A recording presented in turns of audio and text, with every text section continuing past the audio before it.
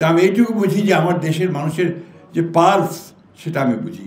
আমার দেশের মানুষ উপরে উঠতে চায়, উন্নতি চায়, একটা সত্যিকার অর্থে গণতান্ত্রিক ব্যবস্থা চায় এবং সেই গণতান্ত্রিক ব্যবস্থার মধ্যে দিয়ে কিন্তু সমস্ত বিষয়গুলোর সমাধানের পথ খুঁজে পাওয়া যাবে।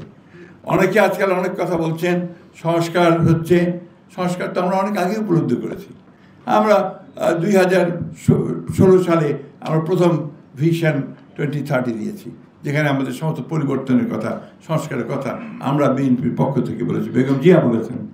আমরা 22 সালে আমাদের নেতা তারেক রহমান সাহেব 31 দফা দিয়েছেন, যে 31 দফায় আজকে কিন্তু সমস্ত সংস্কারগুলো যে কমিটিগুলো হয়েছে সেই বিষয়গুলো নিয়ে আলোচনা চলছে। সুতরাং আমরা রাজনৈতিক দল হিসেবে আমরা অত্যন্ত সচেতন যে জনগণের যেটা প্রয়োজন এবং কালের যুগের সঙ্গে সঙ্গে যে পরিবর্তনগুলো আনা দরকার, রাষ্ট্র কাঠামোর যে পরিবর্তন আনা দরকার, সে ব্যাপারে আমরা অত্যন্ত সচেতনভাবে আমরা সামনের দিকে এগুচ্ছি। এই অভূতপূর্ব একটি ছাত্রগণ অভ্যুত্থানের মধ্য দিয়ে আমাদের একটা জাতীয় ঐক্য তৈরি হয়েছিল। সেই জাতীয় ঐক্যকে সামনে নিয়ে আমরা যদি সবাই আমাদের মূল বিষয়গুলোকে সামনে আনতে পারি এবং সেই বিষয়গুলো যদি কাজ করে চিন্তার ঐক্য মধ্যে যদি থাকে, তা নিঃসন্দেহে আমরা সফল হব। আজকের ফারাক্কা ব্যারেজ বা ফারাক্কা বাঁধ শুধু ফরিদপুর এলাকা, রাজবাড়ী এলাকার সমস্যা নয়, এটা আজকে পুরো দক্ষিণাঞ্চলের সমস্যা। সুতরাং ওই মানুষ, আপনাদের সমস্ত নাগরিকদেরকে যেটা বললেন, সেই নাগরিকদেরকে আজকে ঐক্যবদ্ধ হতে হবে, সব স্তরের মানুষদেরকে হয়ে তাদেরকে সেই দাবি নিয়ে সামনে দাঁড়াতে হবে। সেই যে সরকারি আসুক, যেটা আমাদেরকে আমরা চাই। যেটা ডক্টর হোসেন জিল্লুর বলেছেন যে আগে থেকে এই বিষয়ে আমরা কাজ করতে পারি কিনা, অবশ্যই আমরা এই বিষয়টাতে আপনারা অত্যন্ত সচেতন।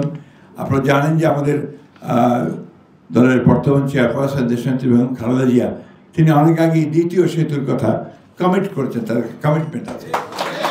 এবং আমরা রাজনৈতিক দল হিসেবে আমরা মনে করি যে এই সমস্ত অঞ্চলগুলোকে, এখানে যেখানে জীবন জীবিকা প্রশ্ন জড়িত আছে, আপনার মানুষের নিরাপত্তার প্রশ্ন আছে, যে প্রশ্নটা আইনুল নিশাত সাহেব করেছেন, যে প্রসঙ্গটা তুলেছেন, অত্যন্ত গুরুত্বপূর্ণ প্রসঙ্গ যে দক্ষিণাঞ্চলের বহু অংশ এখন আপনার মানুষ চলে যাচ্ছে, ছেড়ে যাচ্ছে, কারণ সেটার আর বাসোপযোগী থাকছে না। এটা অত্যন্ত একটা ইম্পর্টেন্ট একটা ইস্যু। আমার মনে হয় পরবর্তী সরকারগুলো শুধু নয়, জনগণেরও এই বিষয়ে অত্যন্ত সজাগ থাকা উচিত। আমি বক্তব্য দীর্ঘ করবো না, আমি শুধু এই কতটুকু বলেই শেষ করতে চাই। সব কিছুই নির্ভর করবে মানুষের উপরে। আমরা 1971 সালে যুদ্ধ করেছি, দেশ স্বাধীন করেছি। আমরা তারও পূর্বে 52 সালে আমরা ভাষা আন্দোলন করেছি, 69-এ আন্দোলন করেছি এবং সব শেষে এই দীর্ঘ 15 বছর ফ্যাসিস্টদের বিরুদ্ধে লড়াই করে আমরা একটা জায়গায় পৌঁছেছি। এই জুলাই মাসে, অগাস্ট মাসে আমরা একটা ভয়াবহ দানবীয় একটা সরকারকে আমরা সরাতে সক্ষম হয়েছি। সুতরাং আমরা পারি, আমরা যদি ঐক্যবদ্ধ থাকি আমরা পারি, এবং আমার বিশ্বাস যে আমরা পারবো।